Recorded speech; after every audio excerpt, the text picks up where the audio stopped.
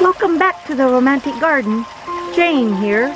I'll take you through the garden and spend a little time in the hoop house, and I'll show you what's going on today. We've started preparing the Cinderella pumpkin planting hole. The hole's been excavated and now we're putting sand in. Next step is compost. Excuse me, I need to get in here. So what a difference a couple hours makes. The sun came out. I went down the road to my local mom and pop nursery. It's really nice, but their prices are very expensive. I finished the Cinderella planting hole. I put a 2.5 cubic feet of a compost in it. It's not like homemade compost. It seems more peat moss based. It has a real, I don't know, barky smell to it, but it was real fine and nice. I mixed perlite in it.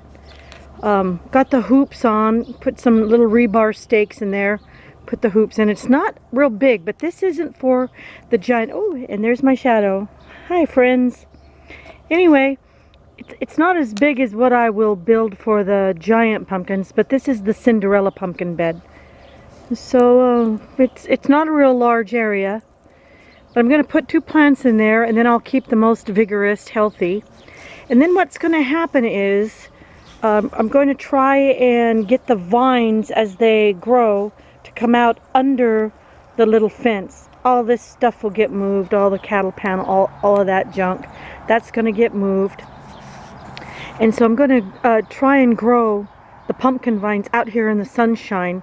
So that's where the pumpkins actually will start to develop. But in here is where I'll put the fertilizers and the drip systems and bury some of the vines so that they can root in the good soil. We've put a lot of rotted chicken manure and bedding in here. The tulips will leave. So it's going to be a job where we won't be going on many vacations this summer, I don't think, because there's a lot to take care of in the garden this year. From what I understand, pumpkins shouldn't be planted outside until soil temperature reaches 70 degrees. That'd be really hard to do here in the Pacific Northwest, so I've applied clear vinyl plastic over my planting mound, and I'm hoping that will get a little bit of heat generated. Once I put plastic on the hoops, then that will also add some heat. And then I'll plant the pumpkin starts that I've got in the hoop house and probably put a light bulb in there for nighttime. I'm back in the hoop house. It certainly is warmer and drier in here. So these are my giant Musselburgh leeks that I started from seed in February. They're very, very slow to take off. I put them in compost, the seeds, at first with no bottom heat, and they just took forever to germinate. So if I ever do leeks again from seed, I'm going to use the tissue method. I've also done my first sowing of butter crunch lettuce. I did the seed in the tissue, chitted them that way. Much easier to deal with. This is my second sowing of beetroot. It's a cylindrical variety. So the first sowing was in February, and it's out in the garden now. Let's see, then a few slow sunflowers, chocolat, and repotted or rebegged, however you want to call it, my tomatoes. One is a large beefsteak and one is brandywine, I think. So I'm going to grow them in the hoop house or outside in a smaller hoop house. I'm going to try to grow a very large tomato, even if it's green, for the Island County Fair in mid-July. That's super early for tomatoes on Whidbey Island, so it's going to be a real challenge for me. I just potted them on yesterday from 1-gallon plastic pots into cloth bags. This is a new experiment. We'll see how it goes. In the potager garden out where I'm doing the vegetables and where I'm going to grow the sunflowers, the rain and cold doesn't seem to bother the celery.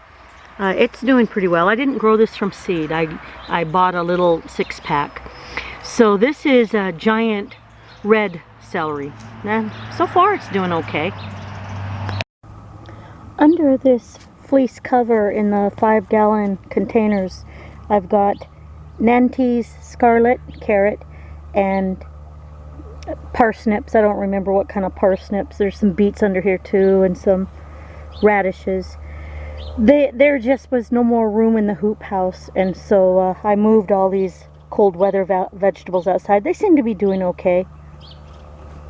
I grow some interesting things in my hoop house that I can't grow in the house very well. I have very little sunlight comes into my house. Most of my windows are shaded. So these are little Vanda orchids that originated in Thailand and Vietnam. Yeah, they're hanging on. They're not dying. But this one actually is getting its first flower stalk, a kiki, I guess they call them. So what I've done to try to keep moisture around the roots, since my greenhouse stays average temperature between 60 and 75, I went on eBay and bought this Spanish moss. It's a tillandsia, and it grows very, very fast if the conditions are right. And so I mounted the little Vanda species on coconut halves, and then I draped the Spanish moss around the roots. And that one's not, this one right here, it's not doing very well. I have 4. There's one up there, it's doing a lot better. But getting one to flower, I'll take that as that I'm doing something right. So what I do is I've learned from Jeff on Tropical Plant Party YouTube. He's one of my favorite YouTube channels for growing tropicals. And he waters his Vanda orchids by dipping them in his fish tank water. I test the pH of this and it's neutral, but it's got a lot of good stuff in it because of the fish, and it's filtered. And I use charcoal, and I use all kinds of natural ways on filtering the water. And so I dip the Vanda orchids, I dip the whole plant with the Spanish moss and all right into the fish water. And then I hang them back up top of the hoop house, and they just hang out. So yeah. Oh, I made this out of one of my favorite old cars. I took the old license plate off it and made a little roof. I thought the birds would like it, but I like it better than the birds did, so I hung it in the hoop house. Because, you know, I like to hang things that I like in the hoop house. There's all kinds of weird things in here. I like candlelight at nighttime out here. I have a rose from outside that's growing up over the top. Let's see, what else is, I've got amaryllis in here. I've got shrimp plant, anthuriums. I've got, well, palms, house plants. Oh, I even grew birdhouse gourds in here last year, and that one's still ripening on the vine. It's another little birdhouse gourd.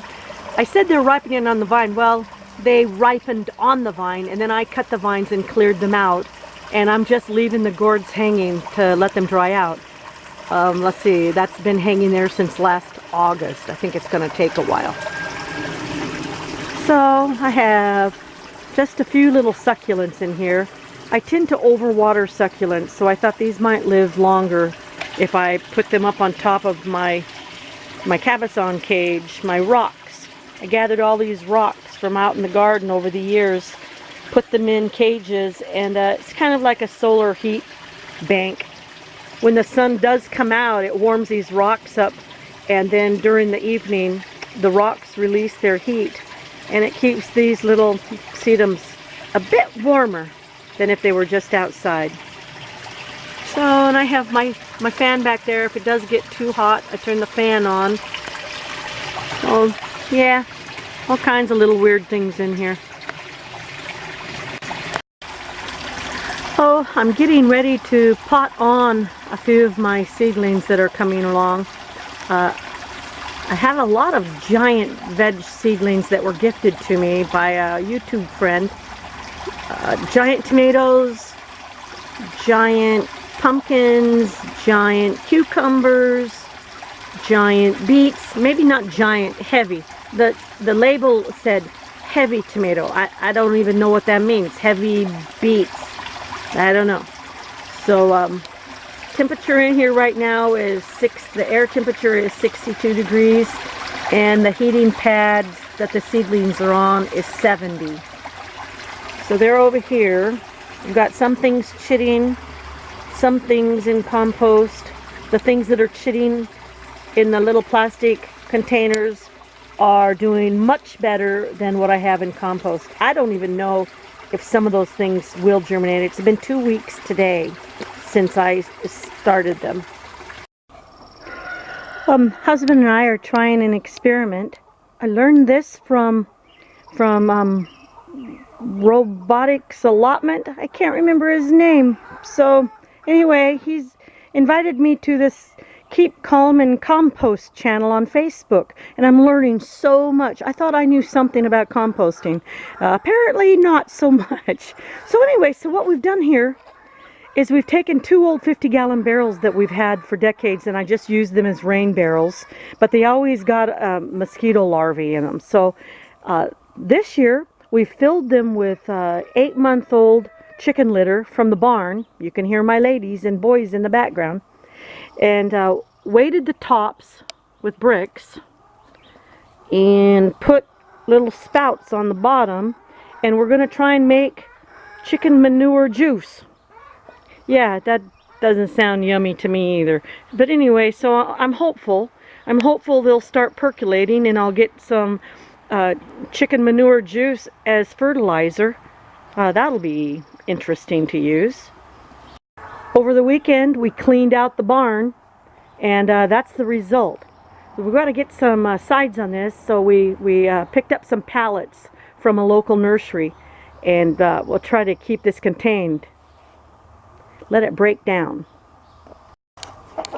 Hey, ladies. Come on, chickens. Yeah, this is my fun place. Come on, chickens. Yeah, this is wheat and corn scratch. It's like candy to them. It's not great nutrition, but they'll follow me anywhere as long as Mama's got the grain. These are my silkies.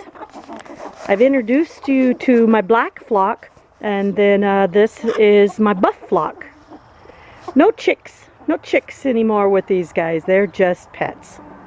I think I've pretty much laid that out in my last update. But yeah, these are my beauties. These are my lovelies.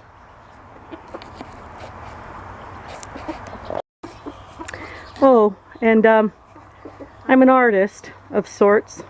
So what do you do with paint when you have a big blank wood surface? You paint flower murals. So yeah, that's what I did. Just because I can. Oh, the sun came out, and so my tulips are starting to open just a little bit. Oh, they're so pretty.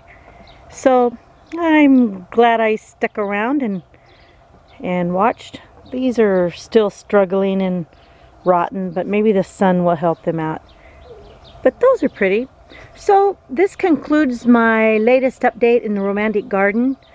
I hope you enjoyed this video. I enjoy making them. I'm trying to improve on the quality bit by bit. So if you enjoyed my video, please give a thumbs up or a like. Subscribe if you feel like you're inclined to do so. I comment on others, and I hope you comment on mine. I enjoy answering questions too, so if anybody has any questions, just ask, and I'll answer to the best of my ability. So, cheers everyone!